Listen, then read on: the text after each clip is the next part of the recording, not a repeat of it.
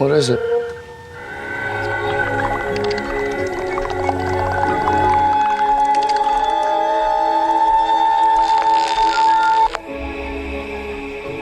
Halo semuanya, selamat datang kembali di channel Ruang Film, sebuah informasi untuk kalian penikmat konten spoiler. Oke teman-teman, di video kali ini kita akan membahas film berjudul Signs, sebuah film yang menceritakan tentang kemunculan pola geometri raksasa misterius atau yang biasa kita kenal dengan istilah crop circle, yang menandakan bahwa fenomena tersebut berhubungan dengan kemunculan alien. Dan menariknya, sekitar tahun 2011, Mimin pernah menyaksikan sendiri fenomena crop circle yang kala itu sempat menghebohkan kota Yogyakarta, di mana saat itu banyak orang mengira beneran ada alien mendarat di bumi. Dan seperti layaknya warga kita yang pemberani, alih-alih khawatir dengan terjadinya invasi, area sekitar justru ramai didatengin pengunjung serta bakul jajanan. Bahkan ada juga yang menyediakan tangga untuk sekedar melihat crop circle dari atas pohon. Jadi nggak usah lama-lama, kita langsung masuk aja ke pembahasan filmnya. Seorang mantan pendeta bernama Graham Hess memutuskan pindah dari kota Philadelphia ke sebuah rumah pertanian di pedalaman Pennsylvania bersama kedua anaknya, yaitu Morgan dan Bo, serta adik laki-lakinya bernama Meryl, setelah Graham ditinggal mati istrinya yang tewas ditabrak tetangganya bernama Ray gara-gara mengemudi dalam keadaan mabuk. Tragedi tersebut membuat Graham kehilangan imannya, lalu mengundurkan diri dari posisinya sebagai pendeta. Dan kini Graham hidup dengan penuh kekecewaan serta skeptisisme terhadap Tuhan. Can I ask you a favor, Father? And it's not Father anymore. I haven't been for 6 months. Suatu pagi, Graham dan Meryl dikejutkan teriakan Morgan dan Bo setelah keduanya menemukan pola geometri raksasa misterius atau crop circle di tengah ladang jagung. Graham menduga ladangnya sengaja dirusak oleh berandalan kampung bernama Lionel bersaudara, lalu melaporkannya pada pihak berwajib. Nah, ketika Graham melihat salah satu anjingnya masuk angin, Graham menuduh berandalan itu juga meracuni salah satu anjingnya. Namun setelah dilakukan investigasi, tuduhan itu ternyata tidak terbukti. Seorang polisi bernama Caroline memberitahu dua remaja nakal itu berada di luar kota. Selain itu, mereka juga mendapati bahwa pola melingkar misterius itu dibuat dengan presisi tinggi seperti dibuat dengan mesin. Tapi anehnya, tidak ada satupun tanaman jagung yang rusak, serta tidak ditemukan adanya jejak kaki manusia ataupun tanda-tanda mesin berat masuk ladang, yang membuat keduanya heran sebenarnya siapa yang melakukannya. Spitting. So what happened to your crops? Fenomena aneh tersebut mengingatkannya pada laporan warga yang mengatakan hampir seluruh binatang di kota ini tiba-tiba bertingkah aneh. Mereka terlihat ketakutan dan waspada akan sesuatu, terutama anjing peliharaan yang awalnya jinak menjadi agresif. Dan benar saja, ketika keduanya kembali ke rumah, mereka mendapati Morgan baru saja membunuh anjingnya karena anjing itu menyerang adiknya. Apa boleh buat, sebelum terjadi hal-hal yang tidak diinginkan, Graham meminta Miller mengkandangkan anjing satunya di gudang. What's the matter? Why do you talk to Mom when you're by yourself? Lalu di tengah malam, Bo membangunkan sang ayah karena merasa haus dan air minumnya terasa aneh. Namun tiba-tiba, Graham melihat sesosok bayangan misterius berdiri di atap rumah, yang ia kira adalah berandalan Lionel dan Wolfington. There's a monster outside my room. Graham lantas membangunkan Miller, lalu bersama-sama mencari sosok tersebut.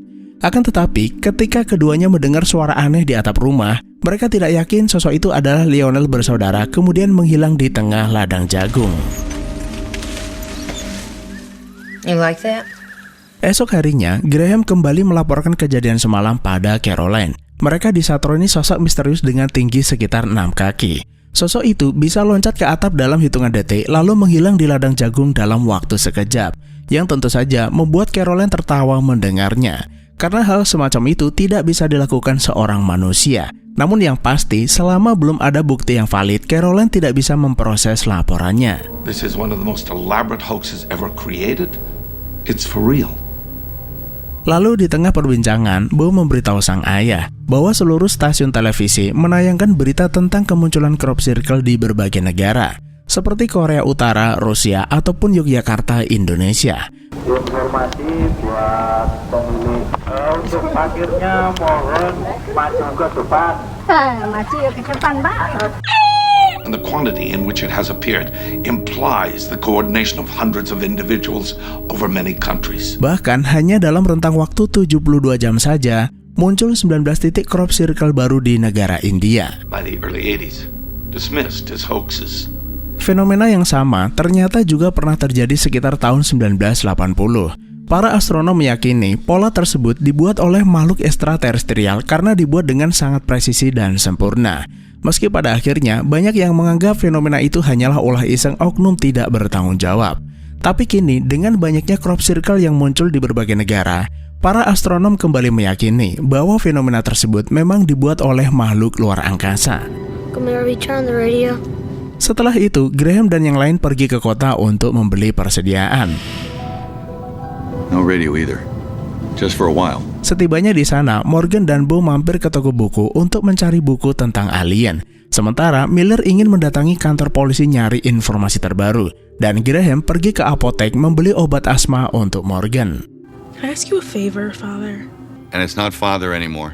I haven't been for 6 months. Setelah memberikan obat itu, si apoteker meminta Graham membantunya menenangkan pikiran. Khawatir hidupnya tidak akan lama gara-gara berita kemunculan alien. Tapi Graham menolak karena dia bukan lagi seorang pendeta. Bahkan sejak 6 bulan yang lalu, Graham itu tidak pernah pergi beribadah. Kembali ke toko buku, ketika Morgan asik membaca buku langka tentang alien, televisi menayangkan iklan minuman soda yang membuat pemilik toko meyakini crop circle sengaja dibuat untuk mempromosikan minuman buatannya. I don't want any one of you spending time with Tracy Abernathy alone. Kemudian, ketika keluarga kecil itu tengah menikmati santap siang, Graham bertemu dengan Ray yang merupakan penabrak almarhum istrinya. Dan sekedar informasi buat teman-teman, sosok Ray tersebut diperankan oleh M. Night Shyamalan yang tak lain adalah sutradara dari film ini, yang dikenal sering muncul di dalam film garapannya sebagai cameo, karakter minor, ataupun bahkan sekilas di latar belakang. What is it? Sesampainya di rumah, mainan walkie-talkie Morgan tiba-tiba mengeluarkan bunyi aneh. Awalnya, Graham mengira mainan itu sudah rusak. Namun, ketika Miller dan Morgan mengarahkan benda itu ke langit, mereka mendengar suara percakapan dalam bahasa yang tidak mereka mengerti.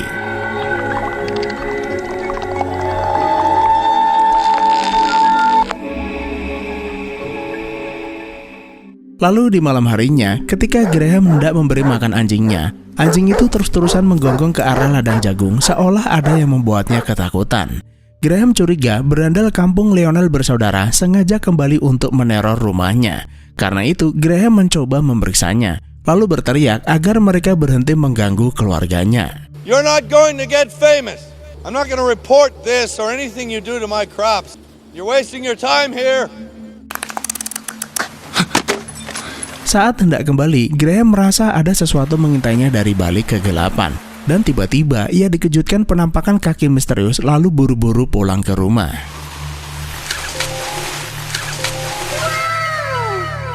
Belum selesai dengan keterkejutannya, Graham dan keluarganya kembali dibuat terkejut dengan pemberitaan di televisi tentang kemunculan benda angkasa tak dikenal di langit Meksiko yang mereka duga adalah pesawat alien. Morgan lalu berinisiatif merekamnya menggunakan video recorder yang mungkin saja berguna di masa depan. Some people probably thinking this is the end of the world. Sepanjang malam, Graham dan Miller membahas fenomena kemunculan alien tersebut. Saat ini, kondisi umat manusia adalah 50-50. Orang-orang terbagi atas dua keyakinan berdasar apa yang mereka lihat dan rasakan. Kelompok pertama melihat fenomena ini sebagai keajaiban, sains atau pertanda bahwa memang ada sesuatu mengawasi mereka selama ini. Dan yang kedua, mereka adalah kelompok yang menganggap situasi ini hanyalah kebetulan atau peristiwa acak dan berharap seseorang akan datang untuk menolong mereka. Meski begitu, Graham tidak memilih keduanya. Setiap individu bertanggung jawab atas tindakan dan keselamatannya sendiri. Some people probably thinking this is the end of the world. Sejak kematian istrinya, Graham berhenti mempercayai konsep bahwa ada sesuatu di atas sana mengawasi manusia.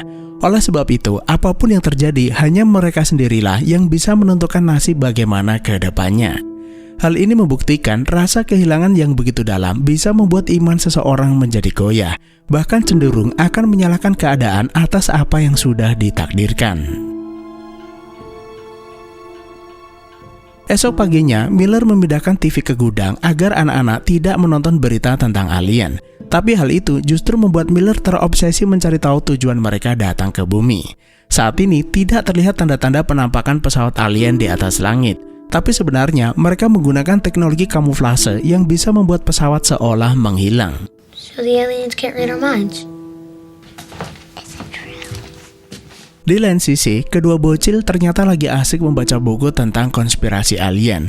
Sang penulis yaitu Dr. Bimbo yang dulu dianggap gila karena mengaku pernah melihat alien menyebut tujuan mereka datang ke sini bisa jadi untuk sekedar eksplorasi alam semesta. Atau mungkin saja mereka ingin memanen sumber daya planet bumi karena sumber daya di planet mereka sudah habis. Di dalam buku itu juga disebutkan para alien adalah vegetarian. Mereka adalah makhluk yang berfokus mengembangkan otak daripada fisik. Karena itu, Dr. Bimbo menggambarkan sosok alien memiliki kepala besar dengan tubuh yang ramping. Dan anehnya, salah satu gambar sangat mirip dengan lingkungan di sekitar mereka. Seolah Dr. Bimbo sudah mengetahui bahwa alien itu akan datang ke tempat ini. Hello? Sesaat kemudian, Ray menelpon meminta bertemu karena ada hal penting yang ingin ia sampaikan. Sampai di rumahnya, Ray menyampaikan permintaan maaf atas insiden yang menimpa istrinya. Saat itu, ia bekerja terlalu lelah sehingga tidak fokus dalam berkendara. Selain itu, Ray mengaku baru saja diserang alien, tapi untungnya ia berhasil selamat lalu mengurungnya di sebuah ruangan. Oleh sebab itu, Ray merasa tempat ini tidak lagi aman dan berencana pindah ke tepi danau. Karena sepertinya alien itu tidak menyukai air. Karena penasaran, Graham pun memeriksa ruangan di mana alien itu dikurung. Saat mencoba mengintipnya dari kolong pintu, alien itu tiba-tiba menjulurkan tangannya. Karena terkejut, Graham mengambil pisau lalu memotong jari alien tersebut. Setibanya di rumah, Graham mendapati Miller dan kedua anaknya menggunakan topi anti-alien. Setelah sebelumnya, mereka menyaksikan sendiri bagaimana rupa alien tersebut dari tayangan berita di televisi. Dan menariknya, alien itu ternyata bisa berubah warna mirip seperti bunglon agar keberadaan mereka sulit diketahui. Graham kemudian meminta Morgan menceritakan kembali apa yang dikatakan Dr. Bimbo di dalam bukunya, jika para alien itu benar-benar ingin menguasai planet bumi. They said there are one of two outcomes of an invasion. Morgan menyebut para alien diprediksi tidak akan menggunakan teknologi canggih untuk menyerang bumi dan lebih memilih pertarungan fisik. Karena perang besar akan memicu manusia menggunakan teknologi nuklir yang pada akhirnya membuat planet ini musnah dan tidak bisa dipanen. You lose. 3-2.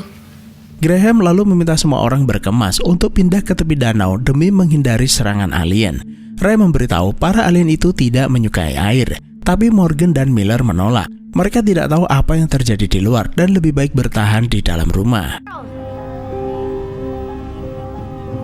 Malam harinya, jumlah pesawat alien yang muncul di angkasa semakin bertambah. Dan besar kemungkinan beberapa dari mereka akan kembali mendatangi tempat ini. Maka dari itu, Graham dan Miller bergegas menutup pintu dan semua jendela. Menyadari malam ini mungkin saja adalah malam terakhir bagi mereka, Graham ingin memasak makan malam spesial. No one can stop us from enjoying this meal, so enjoy it! Enjoy it! Enjoy it! I am not wasting one more minute of my life on prayer. Namun ketika makanan sudah siap, Graham menolak memimpin doa, lalu membentak semua orang agar segera makan. Enjoy it! Sesaat kemudian, talkie-walkie Morgan kembali berbunyi. Siaran televisi juga terputus, tanda alien itu semakin dekat. Setelah memastikan semua pintu dan jendela tertutup rapat, mereka kumpul di ruang tengah. Namun sialnya, mereka malah lupa memasukkan anjingnya. Di luar, anjing itu terus-terusan menggonggong, seolah ada yang menakut-nakutinya. Tiba-tiba, mereka dikejutkan suara berisik di dalam rumah, tanda alien itu berhasil menerobos masuk. Terlihat tangan alien itu berusaha mencongkel pintu dari bawah. Graham lalu meminta semua orang bersembunyi di gudang bawah tanah. Namun sialnya, alien itu mengetahui keberadaan mereka gara-gara mereka lupa menggunakan topi anti-alien.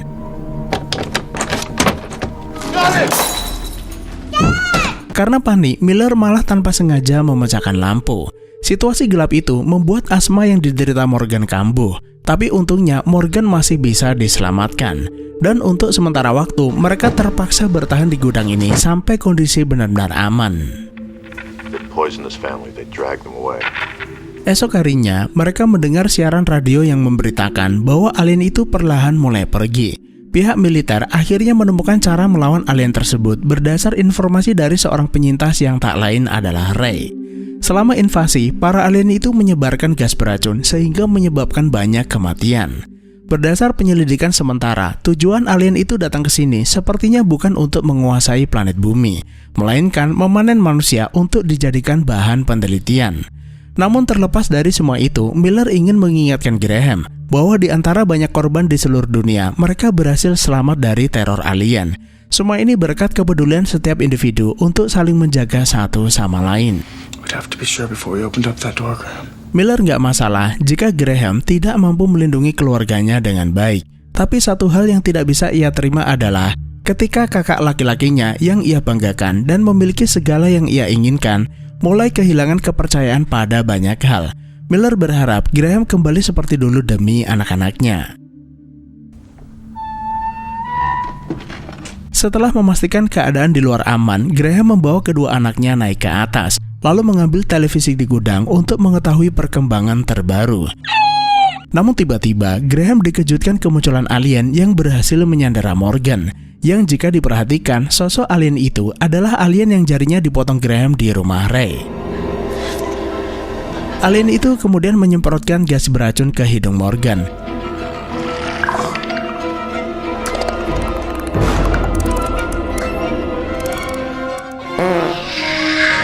Nah, ketika perhatian alien itu teralihkan, Miller memukulnya dengan tongkat baseball.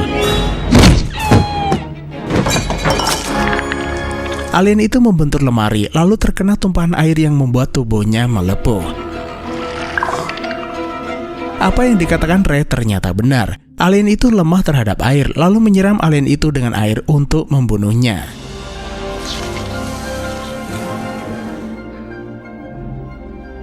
Setelah itu, Graham buru-buru mengambil inhaler untuk menyelamatkan Morgan. Dan betapa beruntungnya anak itu ketika alien menyemprotkan gas beracun, penyakit asmanya kambuh. Nafasnya berhenti sehingga racun itu tidak masuk ke dalam tubuhnya. Dan setelah diberi inhaler, Morgan berhasil diselamatkan. Nah, adegan ini sama persis dengan apa yang digambar Dr. Bimbo di dalam bukunya. Entah kebetulan atau bukan, namun keajaiban itu adalah nyata.